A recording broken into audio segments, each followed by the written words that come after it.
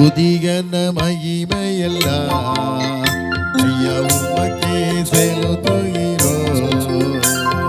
துதிகன மகிமையெல்லாம் ஐயா உமக்கே செலுத்துகிறோம். மகிழுடன் ஸ்தோத்திர பலிதனை செலுத்தி ஆராதனை செய்கிறோம். மகிழுடன் ஸ்தோத்திர பலிதனை செலுத்தி ஆராதனை செய்கிறோம். என் இயேசு ராஜா ஸ்தோத்திரம். என் இயேசு ராஜா ஸ்தோத்திரம். ஸ்தோத்திரமே ஸ்தோத்திரமே உயிருள்ள நாளெல்லாமே ஐயா ஸ்தோத்திரமே ஸ்தோத்திரமே உயிருள்ள நாளெல்லாமே.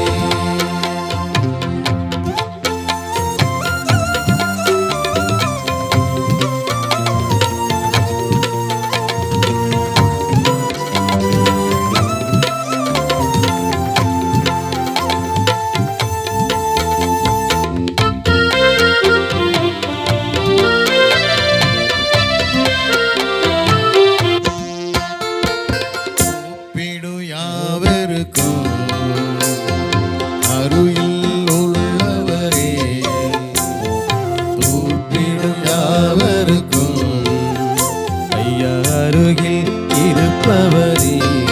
குரலனை கேட்டு கூப்பிடும் குரலை தருபவரே, உண்மையாய் கூப்பிடும் குரலனை கேட்டு விடுதலை தருபவரே. என் இயேசு ராஜா ஸ்தோத்திரம். என் இயேசு ராஜா ஸ்தோத்திரம். ஸ்தோத்திரமே ஸ்தோத்திரமே உயிருள்ள நாளெல்லாமே ஐயா ஸ்தோத்திரமே ஸ்தோத்திரமே உயிருள்ள நாளெல்லாமே.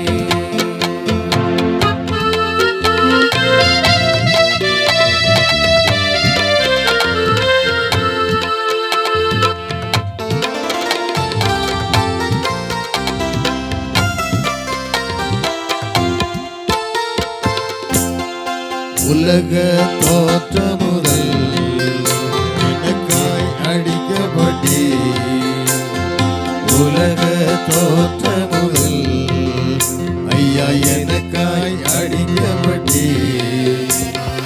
நோயியாய் வாழ்ந்த எல்லையும் மீட்டு புது வாழ்வு தந்துவிட்டே. நோயியாய் வாழ்ந்த எல்லையும் மீட்டு புது வாழ்வு தந்துவிட்டே. என் இயேசு ராஜா ஸ்தோத்திரம். என் இயேசு ராஜா ஸ்தோத்திரம்.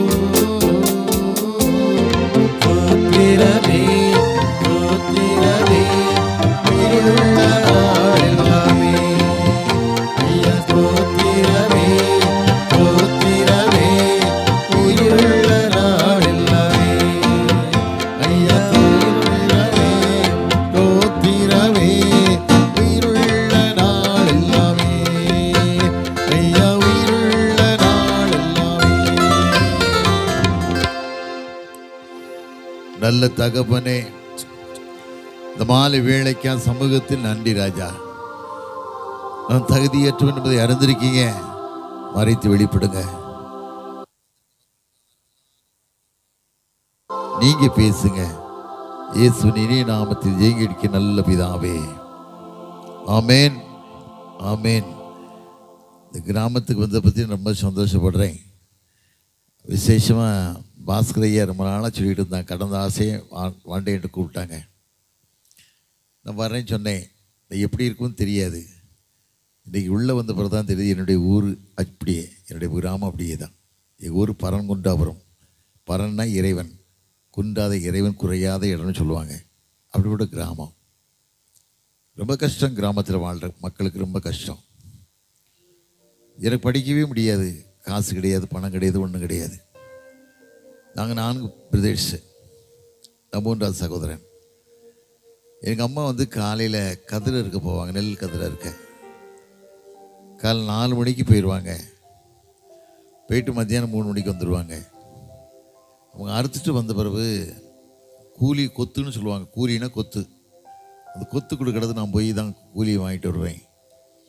இதற்குள்ளே எங்கள் அம்மா என்ன செய்வாங்கன்னா, முந்தின நாள் கொடுத்த கூலியை நெல்லை அவிச்சிக்கிட்டு இருப்பாங்க.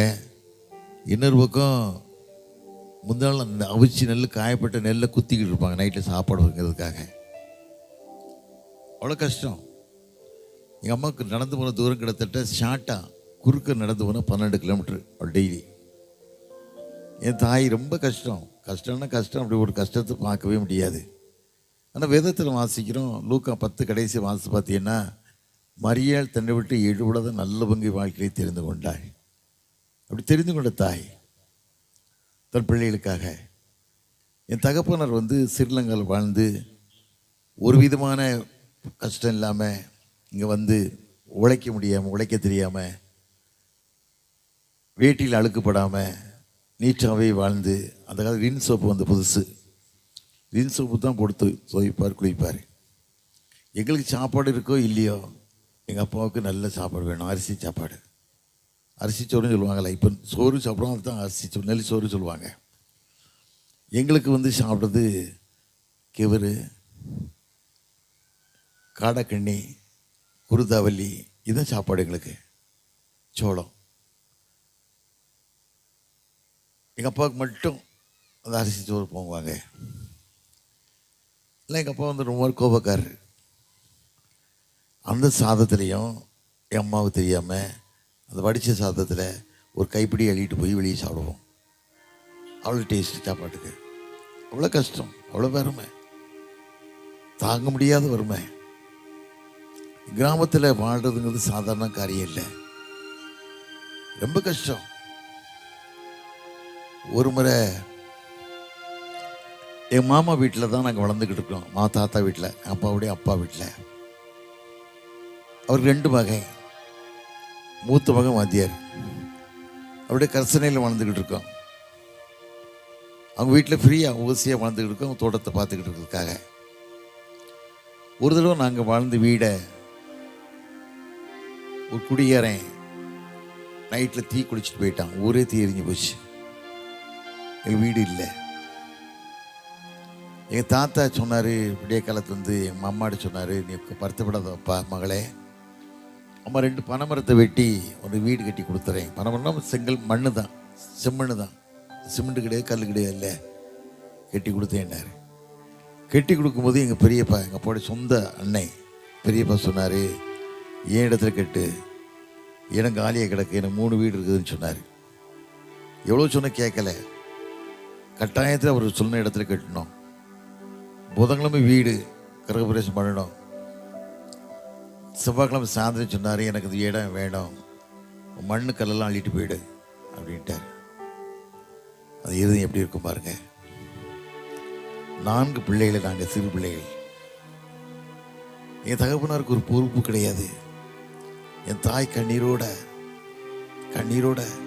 அந்த 4 பிள்ளைகளையும் கையில் பிடிச்சிக்கிட்டு வானத்தை அந்தாந்து பார்த்தாங்க. வானத்தை அந்தாந்து பார்த்து, என்னப்பா என் நிலைமை என்ன, என் நிலைமை என்ன?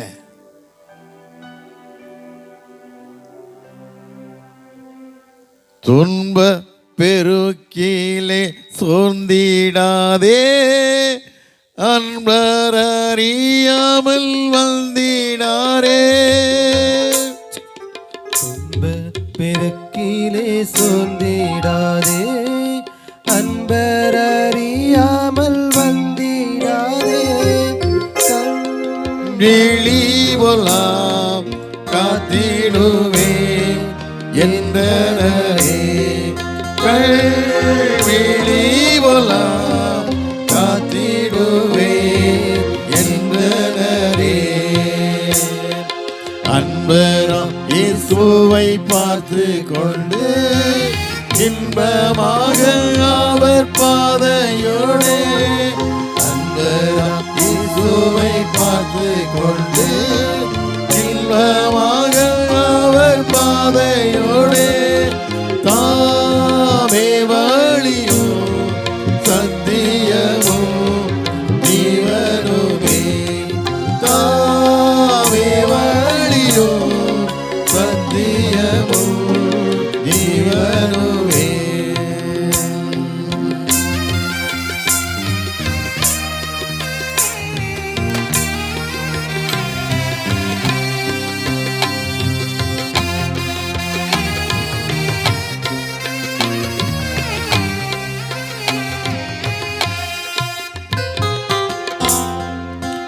சுற்றிலும் சத்துரு சூழ்ந்திடேனோ, யாகோலம் உன்னை மிரண்டிடேனோ.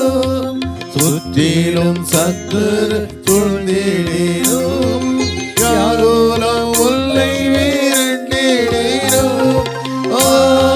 நேசரதி இன்ப சத்தம் நீந்திடுவா. நேசரதின் இன்ப சத்தம் நீந்திடுவா. அன்பராம் இயேசுவை பார்த்து கொண்டு இன்பமாக அவர் பாதையோடு. அன்பராம் இயேசுவை பார்த்து கொண்டு இன்பமாக அவர் பாதையோடு. தாவே வழியோ சத்தியமும் ஜீவனுமே. தாவே வழியோ சத்தியமும் ஜீவனுமே.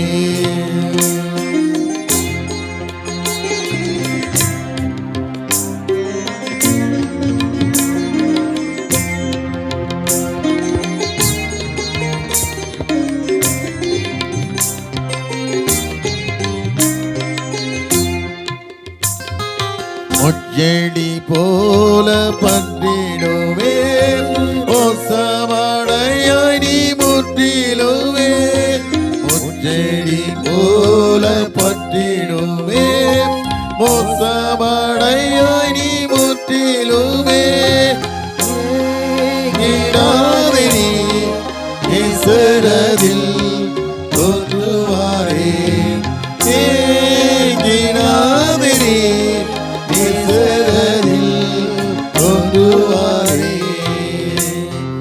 அன்பராம் இயேசுவை பார்த்து கொண்டு இன்பமாக அவர் பாதையோடு. அன்பராம் இயேசுவை பார்த்து கொண்டே இன்பமாக அவர் பாதையோடு. தாவே வழியோ சத்தியமும் ஜீவனுமே. தாவே வழியோ சத்தியமும் ஜீவனுமே.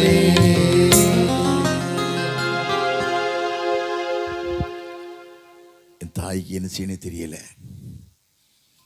என் தாத்தா வந்தாங்க. வாம்மா,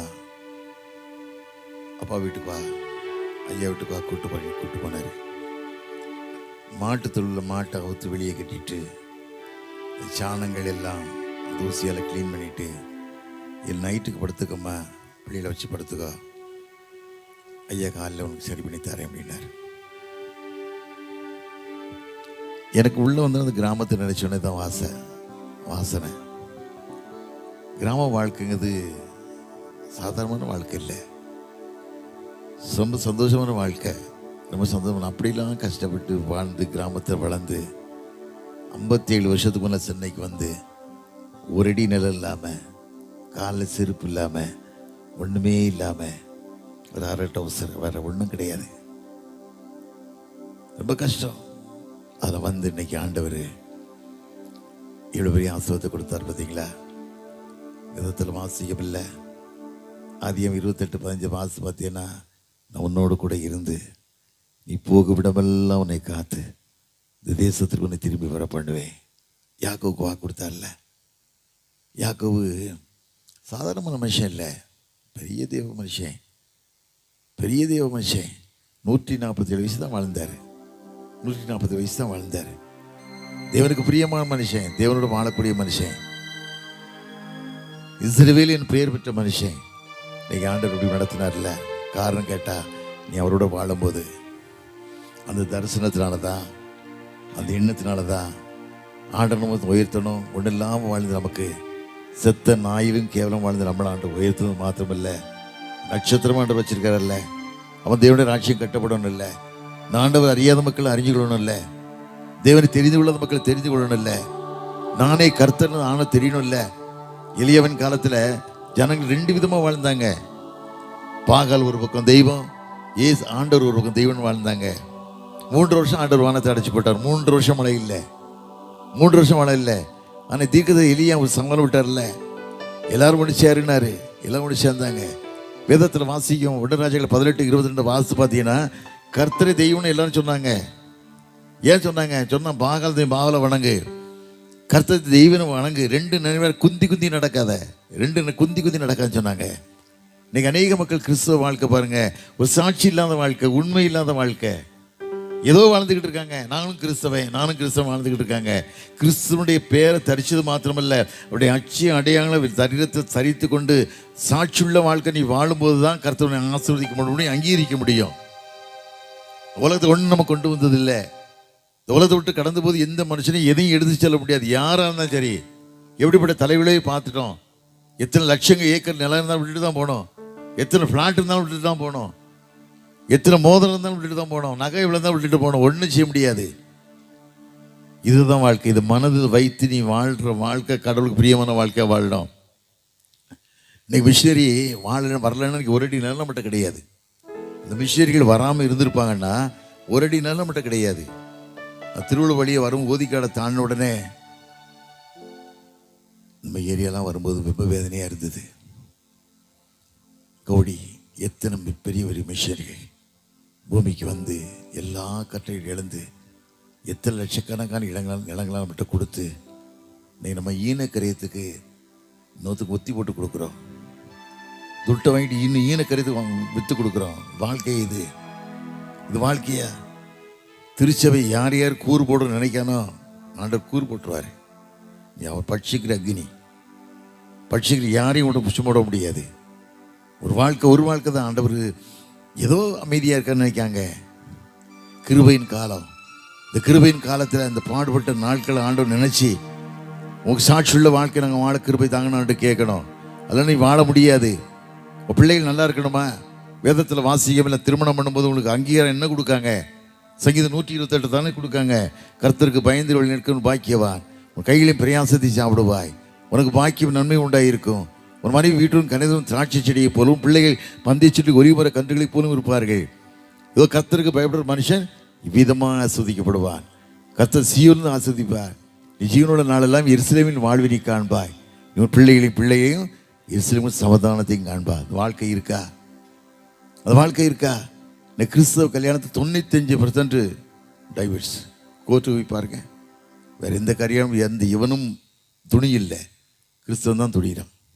கிராமத்து மக்கள் இருக்க மாட்டாங்க. துணிகரமான வாழ்க்கை, ஒரு பயம் இல்லாத வாழ்க்கை. ஆண்டவர் வருகிறார் என்பதை அறியாமல் வாழ்ந்துக்கிட்டு இருக்கான். நியாயந்திருக்க வர போறாரு ஆண்டவர். ரொம்ப காலம் இல்லை. வேதத்தில் வாசித்து பாருங்க. மத்தேயு 15:19 மத்தேயு 25:19 வாசிக்கிங்க. கணக்கு கேட்கக்கூடிய எஜமானம் வர போறாரு. ஒருத்தரும் தப்ப முடியாது. வேதத்தில் வாசிக்கவில்லை. மத்தேயு 26:15 வாசிக்கும் போது யூதாஸ் என்ன சொல்றான்? நான் அவர் உங்களுக்கு காட்டி கொடுக்கேன். ஏன் என்ன கொடுப்பீங்க? அவர் அவங்க காட்டி கொடுக்க என்ன 30 வெள்ளிக்காசு கொடுக்கேன். நாங்கள் 30 வெள்ளிக்காசு கொடுத்தா வாழ முடிஞ்சுதா? விதத்தில் வாசித்து பார்க்கும்போது மத்தேயு 27:4 வாசிக்கும் போது 30 வெள்ளிக்காசு தேவாதி விட்டறிதான். குற்றமில்லா ரத்தத்தை நான் காட்டி கொடுத்தேனே, குற்றமில்லா ரத்தத்தை நான் காட்டி கொடுத்தேனேங்க. வேதம் பரிசீலனை சொன்னாங்க. அது ஓம்பாடு அவ்வளோதான் சொன்னாங்க. காசை தேவாலயத்தை விட்டறிஞ்சிட்டு நாண்டு குடி செத்துட்டான். இதுதான் வாழ்க்கை. பணத்துக்கு நீ ஆசைப்பட்ட அப்படி சொன்ன ஒரு பைசா உன்னை வழி நடத்தாது, ஒரு பணம் உன்னை ஆதரிக்காது. கடவுள் அன்பு தான் உன்னை பாதுகாக்க முடியும். அந்த அன்புக்கு பாத்திரமா மனுஷன் வாழணும், உண்மையான வாழ்க்கை வாழணும். வேதத்தில் வாசிக்கிறோம். மத்தேயு 27:19 வாசிக்கும் போது பிலாத்து மனைவி சொல்றா, அந்த நீதிமானுக்கு ஒன்றும் செய்யாதையா, அவர் மேலே விடின்னு தூங்கலை, ரொம்ப பாடுபட்டேன், அவருக்கு விட்டுன்னு சொல்றா. பிலாத்து தன் பகட்டு வாழ்க்கைக்காக, தன் உல்லாச வாழ்க்கைக்காக, தன் கர்வமான வாழ்க்கைக்காக தண்ணியில் அள்ளி கழுவிட்டு குற்றமில்லாதது பாக்கி பார்த்துன்னு சொல்லி காட்டி கொடுத்துட்டான். காட்டி கொடுத்த அவன் நிலைமை என்ன? ஒரே மாதத்தில் நாடு கடத்தப்பட்டு கொலை செய்யப்பட்டான். இதான் வரலாறு. நாடு கடத்தப்பட்டு கொலை செய்யப்பட்டான். மனைவி என்ன சொன்ன தெரியுமா? இந்த புருஷன் எனக்கு தேவையில்லடான்ட்டு ஓடிட்டா. கல்லறைக்கு எங்க ஓடிட்டா? சிலுவைக்கு ஓடிட்டா. இதுதான் வாழ்க்கை. யூதாஸ் சத்தம், ரத்த சத்தம் துணிச்சுக்கிட்டே இருக்கு. வியாழக்கிழமை ராத்திரி ஆனா எருசலேம் இந்த மூலையில, ஐயோ குற்றமில்ல ரத்தத்தை காட்டி கொடுத்தேனே, குற்றமலத்தத்தை காட்டி கொடுத்தேன்னு சொல்லி கதறிக்கிட்டு கிடந்த சத்தம் நிற்காது. யோர்னா நதிக்கரையில் வேலைக்கிழமை அன்னைக்கு நைட்டில் வருஷத்துக்கு ஒரு முறை அது பிலாத்துடைய சாவி கதறுதான். என் மனைவி சொன்னாலே கேட்கலையே, என் மனைவி சொன்னாலே கேட்கலையே, ஐயோ எனக்கு என்ன வேதனை, என்ன கஷ்டம் சொல்லி கதறுதான். இதுதான் வாழ்க்கை. ஒரு பைசா ஒரு மனுஷனை காப்பாற்ற முடியாது, உன் வாழ்க்கையை ஆஸ்வதிக்கப்பட முடியாது. அடுத்த பணம் வீட்டுக்குள்ள இருந்தாலே தரித்திரம், ஏமாற்று பணம் வீட்டுக்குள்ள இருந்தாலே தரித்திரம். எத்தனை பேரை பார்க்கும், எத்தனை நேற்று கூட பேப்பரில் பார்த்தீங்களா, 5 கோடி ரூபாய் கடன் ஒரு டாக்டர், மனைவி 2 பிள்ளைகள் சூசைடு. விதவிதமான கார் இருக்குது. எத்தனையோ ஒரு லேம்பு வித்தாலே 5 கோடி ரூபா வருமா? ஏன் தற்கொலை செய்து கொண்டா? இதுதான் வாழ்க்கை. வேதத்தில் வாசிக்கும்ல, நீதிமொழிகள் 10:22 வாசித்து பார்த்தீங்கன்னா, கர்த்தரின் ஆசீர்வாதமே ஐஸ்வர்யத்தை தரும், வேதனை கூட்டார். ஒரு வேதனை இல்லாத வாழ்க்கை வேணும்னு சொன்னால் ஆண்டோடைய அன்பு தான். வேற ஒரு பணமும் நான் காப்பாற்றாது. அரசியலில் காட்டலாம், கோர்ட்டில் இருக்கலாம். கோர்ட்டில் சாட்சி கள்ள சாட்சி, மனுஷன் நீதி கந்தையாயிடுச்சு. பணம் தான் நீதி. பணம் உன்னை காப்பாற்றாது. பணம் ஒரு நாளும் உன்னை ஆசீர்வதிக்கப்பட முடியாது. 2 காசுக்கு ஆசைப்பட்டான் கேயாசி. 2 ராஜாக்கள் 5ஆம் அதிகாரத்தை வாசிக்கும் போது, ஒரு தேசத்து சிரியா தேசத்துக்காரங்க வந்து இஸ்ரேல் தேசத்து ஒரு பெண்ணை அடிமையாக கொண்டு வந்திருக்காங்க. சீரியா தேசத்தில் அந்த வீட்டு எஜமான் நாகமான் குஸ்ரோகியா இருக்கான். அந்த பிள்ளை வேலைக்காரிக்கு வந்த பிள்ளை தன் எஜமான்கிட்ட சொல்றா, ஐயா அம்மா, என் எஜமான் இஸ்ரேல் தேசத்துக்கு போவாரானா அங்க ஒரு தீர்க்கதரிசி இருக்காரு, அவர் மூலமா சுகமடைவாரு, அனுப்புங்கன்னு சொல்றா. இவ புருஷன் சொல்றா, புருஷன் ராஜாட சொல்றான். ராஜா உடனே லெட்டர் கொடுக்குறான். லெட்டர் வாங்கின உடனே இஸ்ரேல் ராஜா சட்டையை கிழிச்சுக்கிறான். எது கிழிச்சுக்கிறான்? யாரு குஷ்டத்தை விடுதலை பண்ண முடியும்? ஏட சண்டை போடுறதுக்கு தீவிரப்படுறான், நாட்டை பிடிக்க சண்டை போடுறதுக்கு தந்தான். அப்பந்தான் அங்க ஒரு மனுஷன் தீர்க்கதரிசி சொன்னான், எளிய தீர்க்கதரிசி, இஸ்ரவேலில் தேவன் ஒருத்தர் உண்டு என்பதை அறிந்து கொள்ளட்டும், இங்க அனுப்புங்க.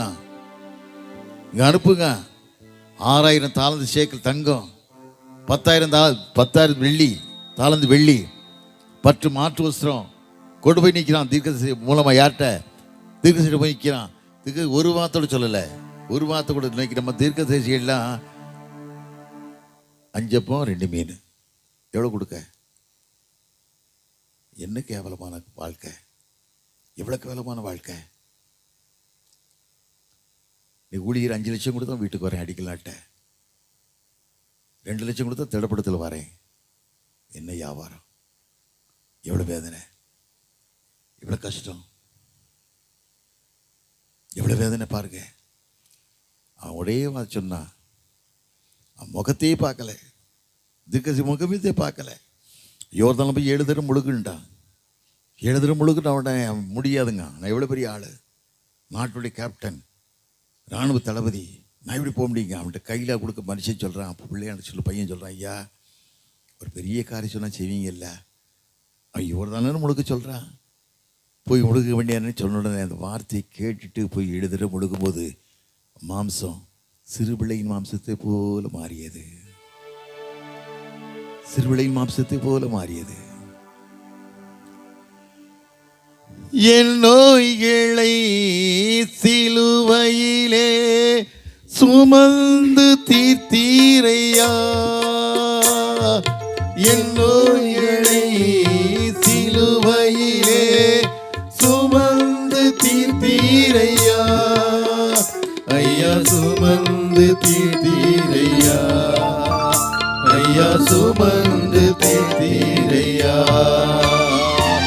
விண்ணப்பத்தை கேட்பவரே, கண்ணீரை காண்பவரே, சுகம் தருபவரே, ஸ்தோத்திரம் இயேசையா.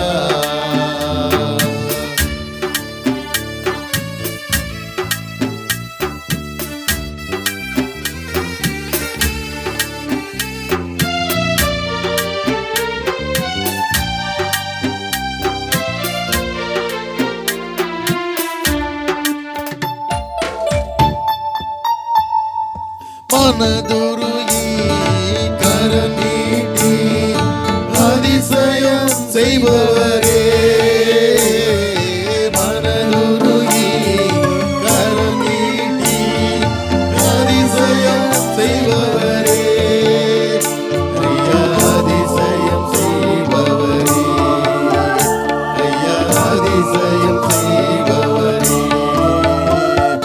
விண்ணப்பத்தை கேட்பவரே, என் கண்ணீரை காண்பவரே, சுகம் தருபவரே, சோத்திரம் ஏசையா.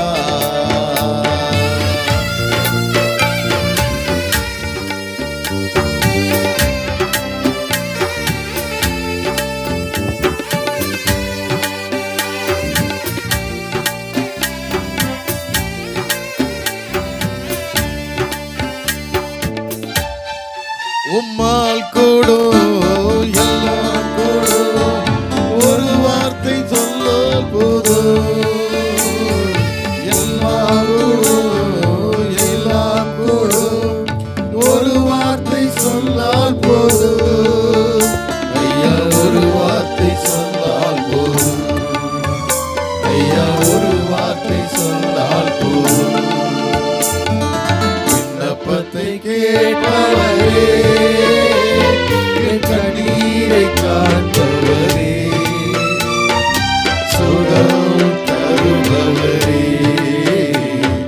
சோத்திரம் ஏசையா. விண்ணப்பத்தை கேட்பவரே, என் கண்ணீரை காண்பவரே, சுகம் தருபவரே,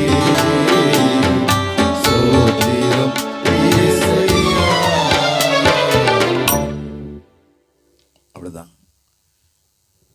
உடனே சொல்றான், இஸ்ரவேலின் தேவனை தவிர உலகத்து தேவனே இல்லடான்ட்டான். ஒரு காரியம் கேட்டான், திகசி ஐயா, என் எஜமான் ரிப்பன் கோயிலில் போய் தெய்வத்தை பணிந்து கொள்வார், இப்போ நான் அவர் கூட நிற்கணும், எனக்கு வேறு வழி இல்லை, செய்யுமா? நான் பணிய மாட்டேன், செய்யுமா? அன்னைக்கு இந்த காசெல்லாம் கொடுக்கான், எடுக்கலை எடுத்துட்டு போன்ட்டான். நம்ம ஆட்கள் பாருங்கள் எவ்வளவு கேவலமான முறையில் பண்ணுறாங்க பாருங்கள். 90 கோடிக்கு விற்கிறான் நம்ம சொத்துக்களை. பெங்களூரில் கொஞ்ச நாளைக்கு முன்னால் டிஎல்சி சொத்து 85 கோடிக்கு விற்று பாயிட்டு விட்டு போயிட்டாங்க. யார் வீட்டு காசு, யார் வீட்டு காசு? வாசப்படியில் படுத்திருக்கும், வேற எங்கேயும் போகாது, வேற எங்கேயும் அங்கே தான் படுத்திருக்கும், வேற எங்கேயும் போகாது.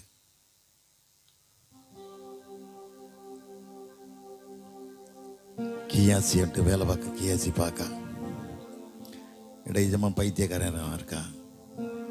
அவன் எவ்வளோ காசு கொண்டு வந்தான், வாங்க போயிட்டேன்னு சொல்லி ஓடுறான்.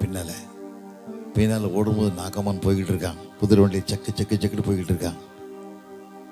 இந்த கியாசி ஓடுற ஓட்டத்தை பார்த்து ரதத்தை நிறுத்துறான். நிறுத்தி அப்படியே கீழே குதிக்கிறான். என்னையான்னு கேட்கா. தீர்க்கதரிசி புத்திரர்கள் இப்போ தான் வந்தாங்க 2 பேர். நிஜமான ஒரு தாளந்து வாங்கிட்டு இருக்கான்னு சொல்லி போய் சொல்கிறான். 2 தாளந்து கொண்டு போடான்னு சொல்லி வேலைக்காரன் அனுப்பி வீட்டுக்கு அனுப்புகிறான். வீட்டுக்கு வச்சுட்டு எஜமான்ட்டு போய் நிற்கான். எஜமான்ட்ட நிற்கும்போது எலிசா கேட்குறான், கியாசியே எங்கேருந்து வரேன்னு கேட்கான். நான் ஒன்றும் போகலையே, எங்கேயும் போகலையே போய் சொல்கிறான். உடனே ஒரு வார்த்தை சொல்கிறான், ஒட்டர்களையும் திராட்சத்தோடும் வாங்குறது காலமா? இது காலமா? நாகம்மன் குஷ்டரோகம் உன்னையும் சந்ததியும் தொடர்ந்து பிடிக்கணும், ஒரே வார்த்தை, அவ்வளோதான், முடிஞ்சு போச்சு கதை. இதுதான் காரியம். நீங்கள் அநேக பேர் பணத்துக்கு ஆசைப்பட்டு ஓடுறான். ஒரு நாள் பணம் ஒன்று ஆதரிக்க முடியாது. ஒரு ஊரில் கோயில்குட்டி இருந்தார். கோயில்குட்டி மனைவியும் இருக்காங்க. ஒருத்தவங்களும் சந்தா 100 ரூபா கொடுக்கான். 100 ரூபா கொடுத்தோன்னா ஒரு சைவர் அடிச்சுட்டு 10 ரூபா எழுதிடுறான். யாருக்கு தெரியாது. அவன் 90 பாக்கெட் வந்துருச்சு. அவனுக்கு 100 சந்தா கொடுத்துட்டான் போயிட்டான். 500 கொடுத்தா ஒரு சைவர் அடிச்சிட்டான், 50 ரூபா தான். இப்படி 4 படி தப்பு பண்ணிக்கிட்டே இருக்கான். அவன் மனைவியே சொல்லணும், ஐயா தப்புடா, செய்யக்கூடாதா, பணம் பாதாளத்து பாயும், ஒரு கெடுத்துரும். சில போலீஸ்காரங்க பார்த்தீங்கன்னா 4000 5000 வீட்டுக்கு கொண்டு போவாங்க. பாக்கெட் நிறையா சம்பாரித்த வண்டியை மடக்கி எல்லாம் பண்ணுவாங்க. பாவம் கேட்டால் 8 லட்சம் 10 லட்சம் கொடுத்து தான் வந்துருப்பாங்க, வேலைக்கு கொண்டு போவாங்க. வீட்டுக்கு போனால் குழந்தைக்கு உடம்பு இல்லாமல் மூச்சு திணறில் கிடக்கும். இல்லை மனைவி மயங்கி வந்துடுவா. இது கஷ்டம். துட்டு அங்கே போகிறதுக்கு டபுள் ஆகிடும். 7000 கொண்டு வந்தால் 10,000 செலவாக இருந்துடும். இப்படி இருக்கும்போது மனைவி சொல்லிட்டா, எவ்வளோ பேர் எவ்வளோ கொண்டு வரான், நீ என்னடா அவளை கொண்டு வர கேட்டான். எப்படி கோயில் காசெல்லாம் எடுத்தான். நினச்சா மனைவிட்ட சொன்னான், ஏமா ஒரு நாள் செத்து போவோம், செத்து போட்டால் நியாயத்திற்கு ஒன்று உண்டு, ஜட்ஜ்மெண்ட்டு ஒன்று இருக்குது. மனுஷன் பிறப்பதும் இறப்பதும் நியாயத்திற்கு அடைவதும் ஒவ்வொரு மனுஷன் மேலே இருந்து கடமைன்னு சொல்ல, அன்னைக்கு பார்த்துக்கலான்ட்டா. பொண்டாட்டி ரொம்ப கொஞ்சம் சில வீட்டில் போனீங்கன்னா புருஷன் துட்டு வாங்கணும்னு நினச்சா அவர் வரதுக்குள்ளே இந்த அம்மா குளிச்சு நல்லா பவுடர் போட்டு மல்லிப்பூ வச்சு அழகாக போய்கிட்டுன்னு, வாங்க சாப்பிடுங்க வாங்க. இவர் கவலையே மறந்துடுவார். என்ன நடக்குன்னு தெரியாது. எனக்கு தெரிஞ்ச ஆள் குடும்பத்தில் நடந்தது. சீட்டு நடத்தினார். சீட்டு நடத்தின உடனே இந்த அம்மாவுக்கு துட்டு தேவை. பாத்ரூம் போயிடுவார். இந்த அம்மா பெருசெல்லாம் பேக்கிடுவாங்க. பிறகு கடைசியில் திவாலானார். அந்த மாதிரி வட்டிக்கு விட்ட கொடுக்கும். அங்கே அப்பா விட்டு வாங்கி கொடுக்க மாதிரி அப்பா விட்ட ஒரு இடத்த சொல்லியிருக்கேன், வாங்கி தரேன்னு சொல்லி வாங்கி கொடுக்கும். இப்படி ஓஞ்சிட்டார். ஓஞ்சி கடைசியில் செத்து போயிட்டார். வேறு வழி இல்லை. மனைவி உண்மையாக வாழணும் இல்லை. வேதத்தில் வாசிக்கும்ல, நீதிமொழிகள் 10:31 வாசிக்கும் போது குணசான ஸ்திரியை கண்டுபிடிப்பவன் யார்? விலை முத்துக்கு கிடைப்பார்கள் வேவே பெற்றது. இப்படி மனைவி அமையணும் இல்லை. மனைவி அமையணும் இல்லை. அதே மாதிரி மரணம் வந்துச்சு. மரணம் வந்த உடனே இவருக்கு சந்தேகம் ஆயிடுச்சு, நமக்கு நரகம்தான் கிடைக்குமோ, நரகம்தான் கிடைக்குமோ, நரகம்தான் கிடைக்குமோன்னு யோசிச்சுக்கிட்டே போகிறாரு. கியூவில் நிற்கிறாரு. கியூவில் சாப்பா குத்தி அனுப்புகிறாங்க. இவருக்கு நரகன்னு குத்துறாங்க. இவருக்கு வேதனா தாங்க முடியல. மனைவியை திட்டுறாரு, உன்னை சொல்லி பார்த்தேன் கேட்கலையே. அவளை செத்துட்டா. ரொம்ப வேதனையோடு உள்ளே போகிறாரு. உள்ளே போனால் எட்டி பார்க்காரு. கோயில் குட்டியர் அங்கே இருக்கார், ஐயர் இங்கே இருக்கார், என்னமலை எக்ஸிக்யூட்டிவ் என்னமல லேசி டீம் உட்காந்துருக்காரு, பேராயர் இங்கே இருக்கார், மாடரேட்டர் இங்கே இருக்கார். ரொம்ப சந்தோஷம். சரி நம்ம இங்கே உழைச்சிக்கலாம் கதையை. இன்றைக்கி தான் மனுஷன் அப்படி வாழ்ந்துக்கிட்டு இருக்காது. வாழ்க்கை இல்லை. வாழ்க்கை ஒரு வாழ்க்கை உண்மையாக வாழணும். வேதத்தில் வாசிக்கும்ல, நீதிமொழிகள் 28:20 வாசித்து பாருங்களேன். உண்மையுள்ள மனுஷன் பரிபூரணமான ஆசீர்வாதத்தை பெறுவார். ஐஸ்வரன் தீவிக்கிறனோ ஆக்கினைக்கு தப்பான். ஒருத்தர் தப்ப முடியாது. ஒருத்தர் நீங்கள் நினைக்கிங்க ஆண்டவர் கிருபையின் காலம், கிருபையின் காலம். ஆண்டவர் பட்ட பாடுகள் நினச்சி பாரு, வேதனையை பாரு. ஏதோ ஃபார்மாலிட்டிக்காக நாங்களும் 2 நாளில் வாழ்கிறோம், பூ வைக்க மாட்டோம். மட்டன் அன்னைக்கு ஒருத்தர் என்னை பார்க்க வந்தார். சாப்பிடும்போது நான் ரொம்ப நாளாக நான்வெஜ் சாப்பிட்டதில்லை. உடல்நிலை அறிஞ்சு மட்டன் கொடுத்தா வேண்டான்ட்டார். ஆனால் 2 டேஸ் சாப்பிட மாட்டேன்னார். நான் ஒரு வார்த்தை கேட்டேன், நீ கோர்ட்டுக்கு எத்தனை கோடி செலவழிச்சு ஏன் உள்ளே போகிற? அவனையும் கோர்ட்டுக்கு இழுக்க, உன் கேஸு செல்லான்னு சொல்லி தீர்ப்புக்காக அலைகிற. எதுக்கு அலைகிற? அது மட்டும் போகலாம், இது செய்யக்கூடாதா? வாழ்க்கையை மாற்று, வாழ்க்கை சரி பண்ணு, வாழ்க்கை சீர்படுத்து. 2 கோடி ரூபா செலவழிச்சு செக்ரட்டரியாக உள்ள வர, 20 கோடி சம்பாதிக்க நினச்சி வர. யார் வீட்டு காசு? கண்ணீர் காசு. யார் வீட்டு காசு? வேதனை நிறைந்த காசு. அதான் நினச்சி பாரு. அடுத்த துட்டுக்கு ஆசைப்படாத. அடுத்த துட்டுக்கு வாழ்க்கை இல்லை, ஒரு வாழ்க்கை தான். அந்த ஒரு வாழ்க்கை உண்மையாக வாழ்ந்து பாரு. நிறைய பேர் வாழ்க்கையில் பாருங்க உண்மையே கிடையாது. உண்மையே கிடையாது. நிறைய பேர் வாழ்க்கையில் உண்மை கிடையாது. உண்மையெல்லாம் வாழ்ந்து பிரயோஜனமே கிடையாது. ஒரு வாழ்க்கை தான். கஷ்டம் வரும், வேதனை வரும், கண்ணீர் வரும், எது வந்தாலும் சரி கர்த்தருடைய விசேஷத்தை கொண்டு ஆஸ்வதிப்பார். ஒரு ஐயர்வளை கொஞ்ச நாளைக்கு முன்னாடி கொடூரமாக கொண்டுட்டானுங்க. லாரி ஏற்றி கொண்டுட்டாங்க. ஏன்னா அவர் திருட விடலை, காசு எடுக்கக்கூடாதுன்ட்டார். என் உயிர் போனால் என் உயிர் மேலே உதிச்சிட்டு போய் எடுத்துகிட்டு போன்ட்டார். இவ்வளவோ ட்ரை பண்ணாங்க, முடியல. ஒன்று சாகடிச்சிடுவோன்னு சொன்னாங்க. பரவாயில்ல ரத்த சர்ச்சை முடிச்சுட்டு போகிறேன், எனக்கு என்ன இருக்கு. ரத்த சாட்சி மறிச்சிட்டு போகிறேன், எனக்கு என்ன இருக்குன்ட்டார். கடைசியில் டைசன் ஆஃபீஸ்லேருந்து ப்ரெஸ்லேருந்து சில காரியங்கள்லாம் எடுத்துகிட்டு வரும்போது, பைக்கில் வரும்போது வண்டி கூலி வண்டி பேசி சாகடிச்சிட்டாங்க. பரிதாபமான நிலையில் உடல் ரெண்டாக பிளந்து நடுவில் கிடந்தார். வண்டி கண்டுபிடிக்க முடியல, அரெஸ்ட் பண்ண. அதுக்குள்ளே எல்லாத்தையும் பணத்தை கொடுத்து ரெடி பண்ணிட்டாங்க, துட்டை கொடுத்து எல்லாத்துக்கும் பாசை கொடுத்து சரி பண்ணிட்டாங்க. அந்த ஐயர் எனக்கு ரொம்ப பிடிக்கும். சாவிடுக்கு நேரத்துக்கு கரெக்டாக நான் போயிட்டேன், ஆலயத்துக்கு போயிட்டேன். அவர் படுக்க வச்சுருக்காங்க, ஒரே குழந்தை, சின்ன குழந்தை. அந்த மனைவி தலைமாட்டில் உட்காந்து அழுதுகிட்டே இருக்கு, கண்ணீர் பிடிச்சிக்கிட்டே இருக்கு. அந்த முகத்தை கை வச்சு தடவிக்கிட்டே இருக்கு. குழந்தை ஒரு பக்கம் அழுகுது, குழந்தைய பார்க்குது. நினச்சி நான் பார்த்தேன்,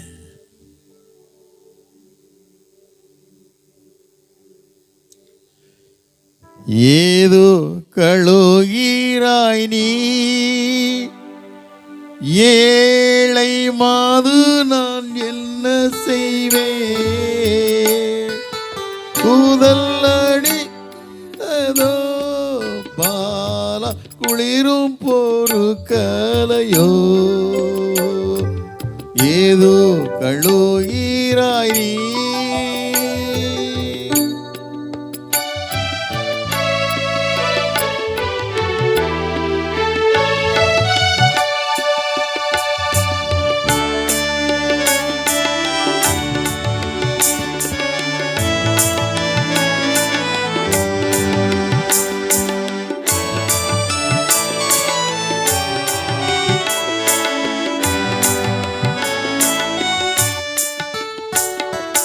இல்லாத ஏழைகளுக்கு இன்பம் எல்லாம் அளிக்க வந்த, இல்லாத ஏழைகளுக்கு இன்பம் எல்லாம் அளிக்க வந்த, செல்வமே நீ எழுதா ஏழை மாது, நான் என்ன செய்வேன்? செல்வமே நீ எழுதா ஏழை மாது, நான் என்ன செய்வேன்? ஏது கழுகிறாய் நீ.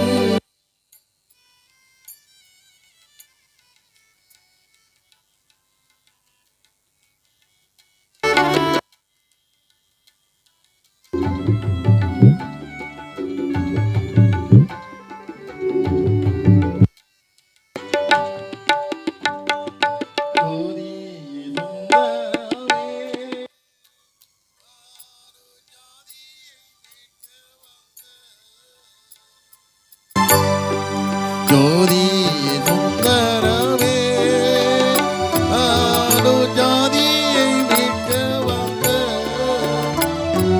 நாதனே, நீ எழுதா எந்த நாடும் சிறியாரோ, ஏதோ கழுகிறாய் நீ ஏழை மாது, நான் என்ன செய்வேன்?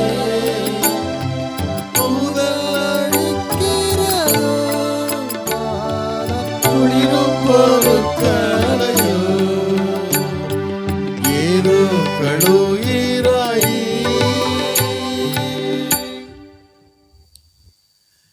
ஆண்டவர் பிறந்த உடனே சித்தத்தில் இடம் இல்லை.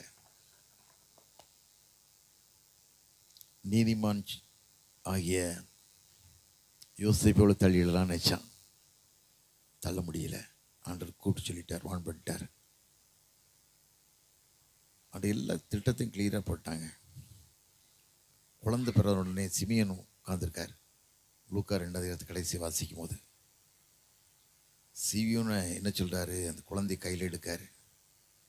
என் கண்களை ரட்சியத்தை கண்டதுன்னு சொல்லுவது மாத்திரமில்லை, ஒரு வார்த்தை மரியாதை சொல்கிறாரு, உன் இருதயத்தையும் ஈட்டி உருவி போங்கார். அங்கே அண்ணாள் ஒரு அம்மா உட்காந்துருக்காங்க, 84 வயசு, கல்யாணம் பண்ணி 7 வருஷம் புருஷன்ட்டு வாழ்ந்த அம்மா, பரிசுத்த வாட்டி. அவங்களும் வாழ்த்துறாங்க. மலரடி இருதயம் எப்படி வந்திருக்கோம்? சான்ற சிலுவைக்கு ஒப்பு கொடுக்காரு. ஒப்பு கொடுக்கப்பட்டு பாடுபடுறாரு, வேதனைப்படுறாரு, கண்ணீர் படுறாரு. இவ்வளோ அந்த இறுதியில் அந்த அந்த அந்த நினச்சி நான் பார்த்தேன். நினச்சி பார்த்து சில பேர் நினைக்காங்க ரத்தம் பேசும், ரத்தம் பேசும். 1 ராஜாக்கள் 23 வாசம் பார்த்தீங்கன்னா, ஆகப் ராஜா முன்னாடி இயேசுவில் நாபாத்தின் ஒரு மனுஷன், ஆகப் ராஜாவோட அரண்மனை பக்கத்துல வீடு.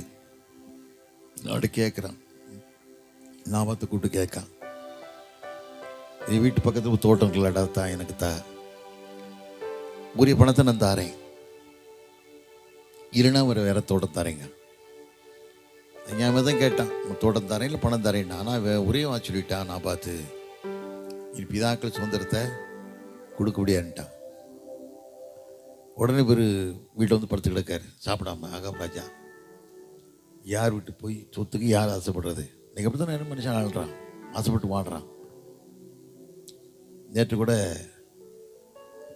மதுரையில் அமெரிக்கன் காலேஜில் ஒரு ஆள் இறந்துட்டார். இன்னும் மர்மமாக தெரியுது என்ன நடக்குன்னு தெரியல, கண்டுபிடிக்க முடியல. வீட்டை வந்து படுத்திருக்கான். ஒய்ஃபு கேட்கா, யோசுவில் கேட்கா, ராஜா சாப்பிடலையடான்னு கேட்கா. சாப்பிடலங்க. எதுக்குன்னு கேட்டா, நாபாத்தோட தரமணின்ட்டான். நாபாத்தோட தரமணின்ட்டான். யாரோட தோட்டத்து யார் தர? இவ சொல்கிறார், நீ என்னடா ராஜா நீ படுது, நான் உனக்கு தரேங்க. தாரேன்னு ஒரு என்ன செய்ய தெரியுமா? நாபாத் ஊருக்கு எட்டு எழுதுறா, ராஜாவின் தேவனை தூஷித்தான் சொல்லி உபவாசம்னு சொல்லு. இன்னைக்கு உபவாசம் அப்படி தான் பண்ணுறோமா? காலையில் 10 மணிலேருந்து 1 மணிக்கு உபவாசம் ஜெபம் பண்ணுறது, கள்ளத்தனம் பண்ணுறது தான் உபவாசம் பண்ணுறோமா? உபவாசம் பண்ணுன்னு சொல்லிட்டா.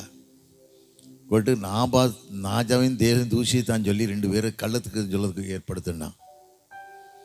2 இன்னைக்கு ஊழியம் அப்படி தான் இருக்கான். கள்ளத்திற்கு எவ்வளோ பேர் வாழ்ந்துக்கிட்டு இருக்கோம். உடனே இந்த சாட்சி சொல்கிறான், கல்லறிஞ்சு கொண்டுட்டா. அப்போ இந்த மனையும் கேட்டிருக்கணும். என்ன கேட்டிருக்கானா, எப்படி மாதிரி தர முடியும்? அவன் தோட்டமாச்சே, டாக்குமெண்ட் அவன் பேரில் இருக்க, எப்படி தர முடியும்னு கேட்டுக்கலாம். அது கேட்கல. அவனுக்கு தேவை தோட்டம். அது யார் வீட்டு கதையாக இருந்தால் நமக்கு என்ன, அவன் தேவை தோட்டம். ஆனால் அந்த சத்தம் ஆண்டோட போயிடுச்சுல, சத்தம் போயிடுச்சுல்ல. ஒருவேளை நீ நினைக்கலாம் உனக்கு கஷ்டமாக இருக்கலாம், எனக்கு யாரும் ஆதரவு இல்லையே, நான் அநியாயமாக நடத்தப்படி நீ நினைக்கலாம். ஆனால் ஒவ்வொரு சொட்டு கண்ணீரும், நீ வடிக்கிற கண்ணீர், பரலோகத்தை நோக்கி பார்க்கும்போது அந்த கண்ணீர் ஆண்டவர் பார்ப்பார். கேட்கார்ல. ஆகாப்ராஜ் சொல்கிறாரு, தீர்க்கதரிசி எலியா கூப்பிட்டு சொல்கிறாரு, எழுந்து போ, நீ செஞ்சுட்டு தப்பு பண்ணிட்ட போய் சொல்ல, அவனுக்கு கண்டிச்சு உணர்த்துங்காரு.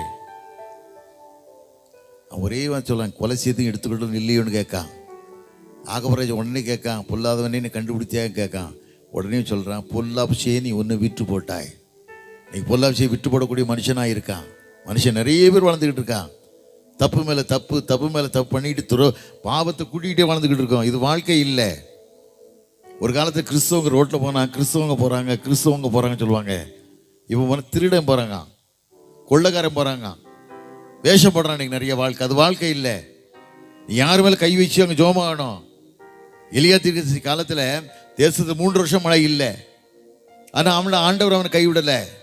ஒரே வாசி சொன்னார், யோர்தான் கரைக்கு கேரி தாட்டாண்டைக்கு போடான்னாரு. போயிட்டான். ஆற்று தண்ணீர் குடித்தான். காலையிலையும் மாலையிலையும் காகங்கள் வந்து ரொட்டியும் அப்பத்தையும் கொடுத்தது சாப்பிட்டுக்கிட்டு இருந்தான். ஆனால் ஆற்று தண்ணி வற்றி போச்சு. எலியா கஷ்டப்படலை, எலியா வேதனைப்படலை. ஆனால் ஆண்டவர் வேதனைப்பட்டார். ஆண்டவர் உடனே சொன்னார், சீதனுக்கு சாரிபாத் ஊருக்கு போனார். ஒரு 7 தாயை கட்டளையிட்டு இருக்கேன்னாரு. 7 தாய் கூட ஒரு மகன் அவளுக்கு 3 வருஷம் மழை இல்லை, பஞ்சம், சாக போகிறோம். அவன் நினைக்கான் என்ன செய்யணும். அவன் அவள் வீட்டில் கொஞ்சம் போல மாவு இருக்குது, கொஞ்சம் எண்ணெய் இருக்குது, 2 விறகு பொறிக்காந்து ஒரு ரொட்டி சுட்டு சாப்பிட்டு செத்துருவோன்னு நினைக்க வாரா. வரும்போது தீர்க்கதரிசி எலியா பார்க்கான், கைதட்டி கூப்பிடுறான், கிட்ட வாரா, கொஞ்சம் தண்ணி கொண்டு வான்னு சொல்கிறான். கலசத்தில் தண்ணி எடுக்க போகும்போது திரும்பியும் கூப்பிடுறான், ஒரு சின்ன ரொட்டி துண்டு கொண்டு வாங்க. அவ சொல்கிறா, ஐயா இவ்வளோதான் ஐயா மாவு இருக்குது, இவ்வளோதான் எண்ணெய் இருக்குது, அதை நான் சுட்டு என் அவன் சொன்னா, முதலாவது சரி அடையனை கொண்டு வந்தா. தேசத்தில் மழையை கட்டளிட்ட நாள் வரைக்கும் மாவு குறையாது, எண்ணெயும் குறையாது. மாவும் குறையாது, எண்ணெயும் குறையாது. அதே மாதிரி செய்தா. அதான் வாழ்க்கை. தீர்க்கதரிசி வாழ்க்கை அதுதான். அது மாத்திரமல்ல, யோசேப்பை மிரட்டுறான். அவன் ஆட்களை 850 பேர் கொண்டுட்டான்.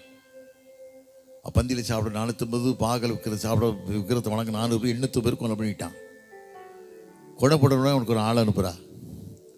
என் தேவர்களை கொண்டுட்டியான், என்னுடைய பூசாரிகளை கொண்டுட்ட, நாளைக்கு இதே நேரத்தில் உன் ஆத்மா உங்ககிட்ட இருக்கா, நீ மட்டும் பாருங்க. ஆனால் இவன் மனுஷன் தானே, பயப்படுறான். பயப்பட்டு ஓடுறான். பயப்பட்டு ஓடும்போது ஆண்டவர் வந்துட்டு பேசுகிறாரு. என்ன சொல்கிறாரு? எலியா எங்கே இருக்குன்னு கேட்காரு. அவர் வார்த்தை சொல்கிறான். 1 ராஜாக்கள் 19:4 வாசித்து பார்த்தீங்கன்னா, என் பிதாக்களை பார்க்கலாம் நல்லவன் அல்ல, என் ஆத்மாவை எடுத்துக்கொள்ளும். நம்முடைய 7000 பேரை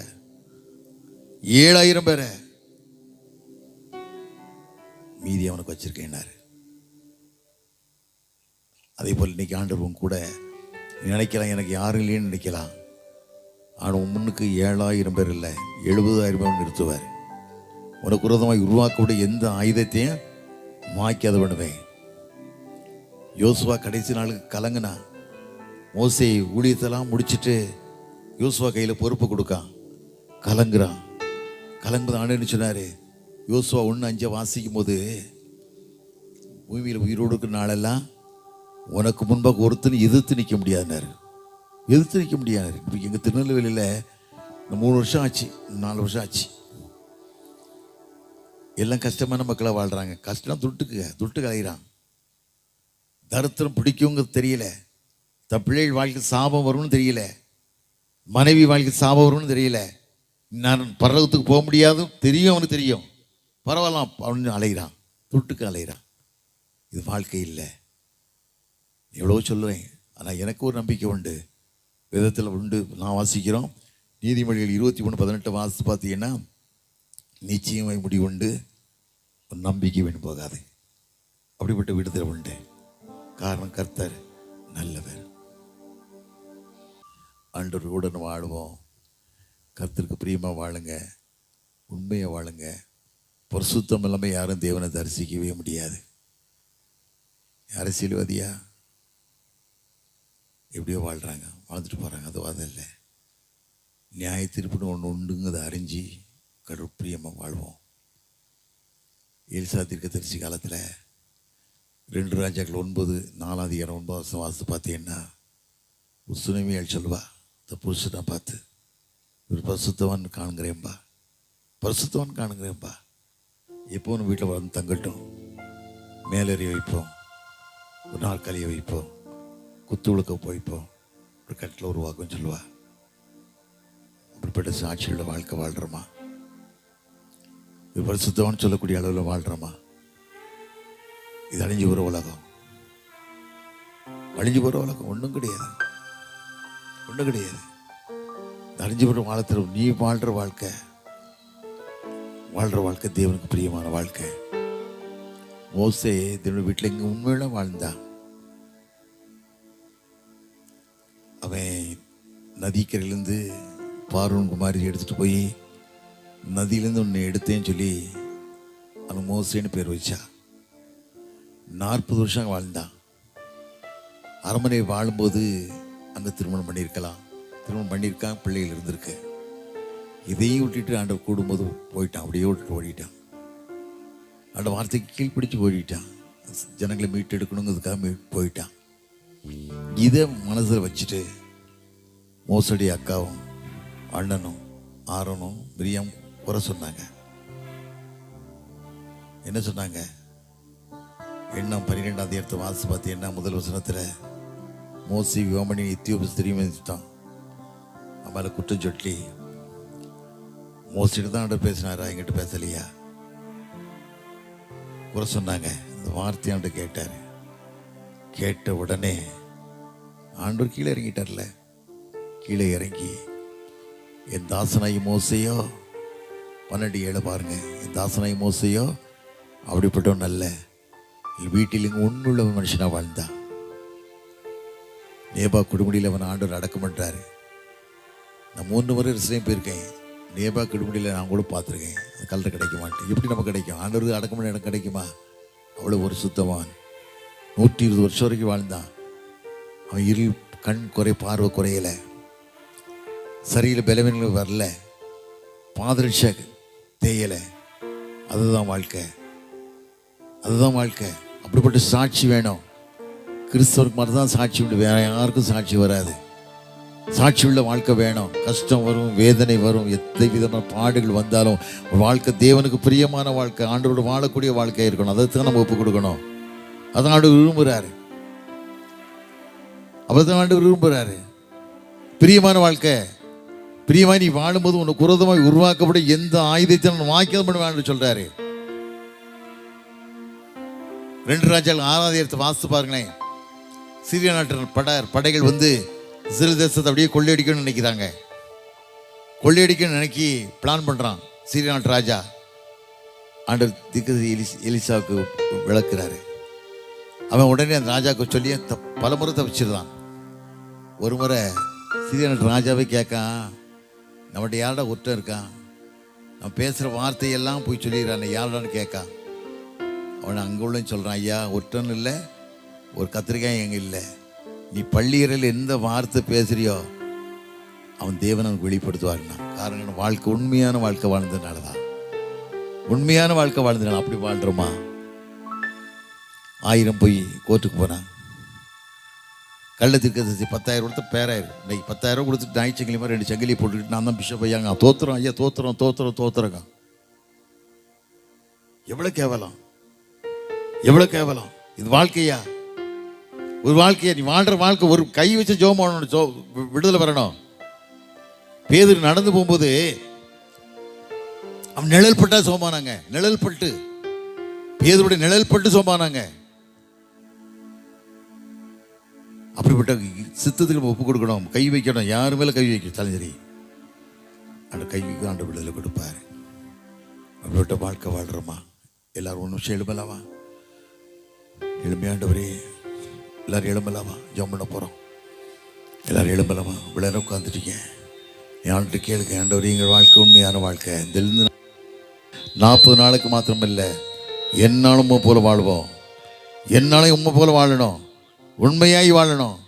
அப்படிப்பட்ட இருதயத்தை எங்கள் வாழ்க்கையில் தாங்க. எது வந்தாலும் சரி, எந்த காரியம் வந்தாலும் சரி, உண்மை போல மாற, ஒரு சாட்சியுள்ள வாழ்க்கையை மாற. இவங்களும் கிறிஸ்தவங்க தான் அப்படிக்கூடிய எண்ணங்களை எண்ணம் வரணும்.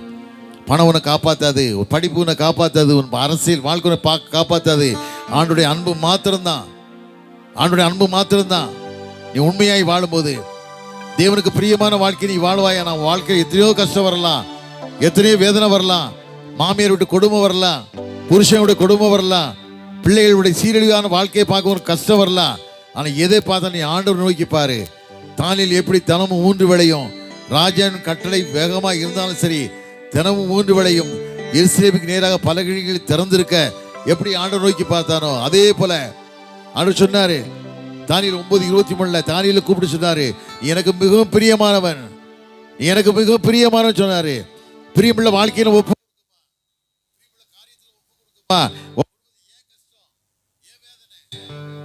குடும்பம் ஏன் தருத்திரம், ஏன் கடன்? வேதத்தில் வாசிக்க அனைவரும் கடன் கொடுப்பாய், நீயும் கடன் வாங்க மாட்டாய். ஏன் வட்டிக்கு வாங்குற, ஏன் தண்டலுக்கு வாங்குற? ஆண்டவர் சார்பில் இருக்காருல்ல, ஆண்டவர் பக்கத்தில் இருக்காருல்ல, ஆண்டவர் கேட்கலாம்ல, ஆண்டவர் எல்லா காரியம் செய்வார்ல. வேதத்தில் வாசிக்கும் இல்ல, மல்லிகா 3:10 வாசிக்கும் போது என் ஆலயத்தில் ஆகாரம் உண்டாவதற்கு உன் தசவாலம் கொண்டு போடு, நம் வானத்தின் பலகைகளை திறந்து எல்லா இடங்கொள்ளாமற் போக மட்டும், இடங்கொள்ளாமற் போக மட்டும் நான் உன்னை ஆசீர்வதியாக இருப்பேன். சோதித்து பாருங்கல. அந்த வார்த்தை எங்கே? எலியாவின் தேவன் எங்கேன்னு எலிசா கேட்டான்ல. யோர்தான் நதி அடிக்கும் போது எலிசா மேல சால்வையில் அடிச்சான்ல. எலியாவின் தேவன் எங்கே? யோர்தான் 2ஆக பிரியலியா. அதே போல இன்றைக்கு ஆண்டவர் வானை பார்க்கிறார். ஆகாரின் கண்ணீரை கண்ட கர்த்தர், ஆகாரே நீ எங்கே இருக்க கேட்டார்ல. உன் கண்ணீரை பார்க்கிறா, உன் சரீர வேதனையை பார்க்கிறா. இன்னைக்கு எத்தனையோ மக்களுக்கு லங்ஸ் ஃபெயிலியர், எத்தனையோ மக்களுக்கு பிரஸ்ட்ல கேன்சர், யூட்ரஸ் பிரச்சனை. ஏன் இந்த கஷ்டம்? ஆண்டவர் கேளு, ஆண்டவர் கேட்பாரு. உன் கண்ணீரை காண்கிற தெய்வம் ஒரு நாள் உன்னை விட்டு விலக மாட்டார்.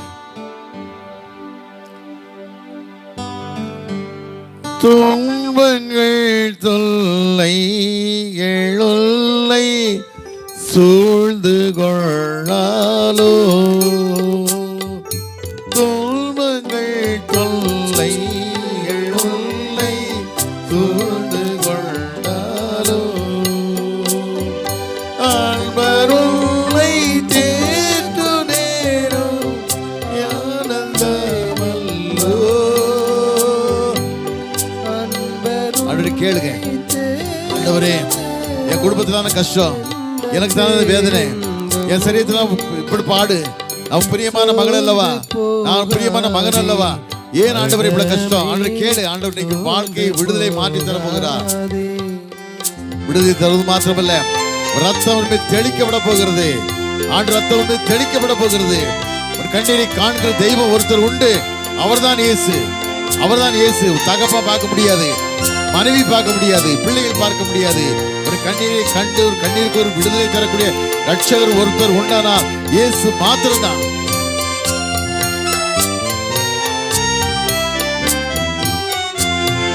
வாக்களித்த தேவனை பாடிக்கொண்டாடு. வாக்களித்த தேவனை பாடிக்கொண்டாடு. போக்கமான அறிவுள்ளை தாகமன்றாடு. வாக்களித்த தெய்வம் உண்மையுள்ளவர், ஆதரிக்க தெய்வம் உண்மையுள்ளவர், ஆபிரகாமை அழைத்த தெய்வம் உண்மையுள்ளவர். அதே போல ஆண்டவர் உன்னை பார்க்கிறார், உன்னை அழைக்கிறார், கண்ணீரை பார்க்கிறார், குடும்பத்தில் அவர் நிலையை பார்க்கிறார்.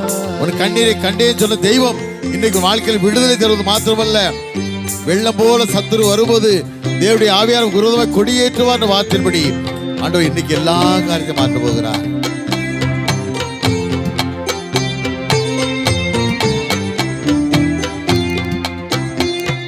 சோதனைகளை சகிப்போம் பாக்கியவானல்லோ.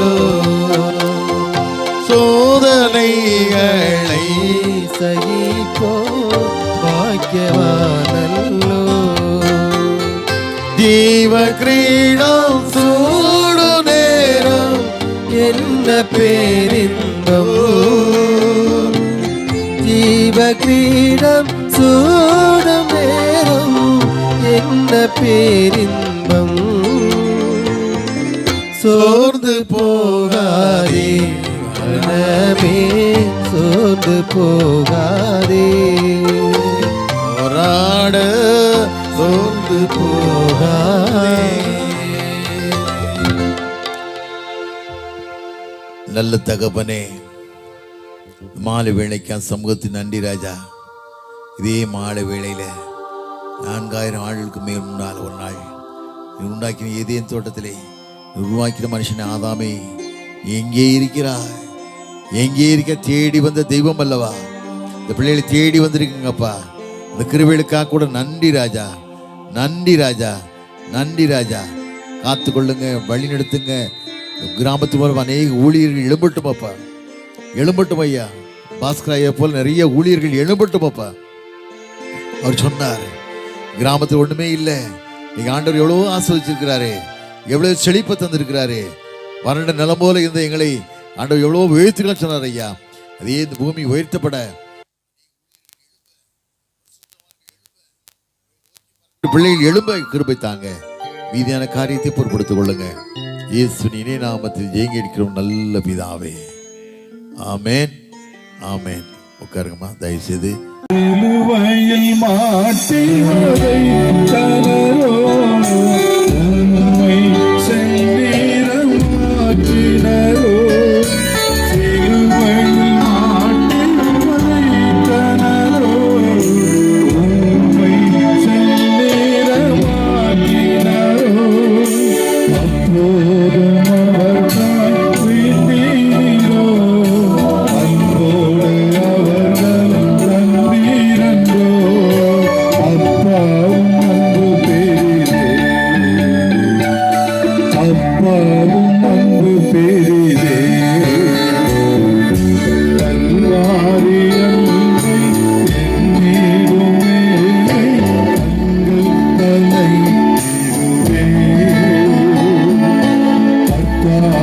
பாடுக இப்போதும் நினைத்தால் நெஞ்சம் நெகிழ்ந்திடுதே.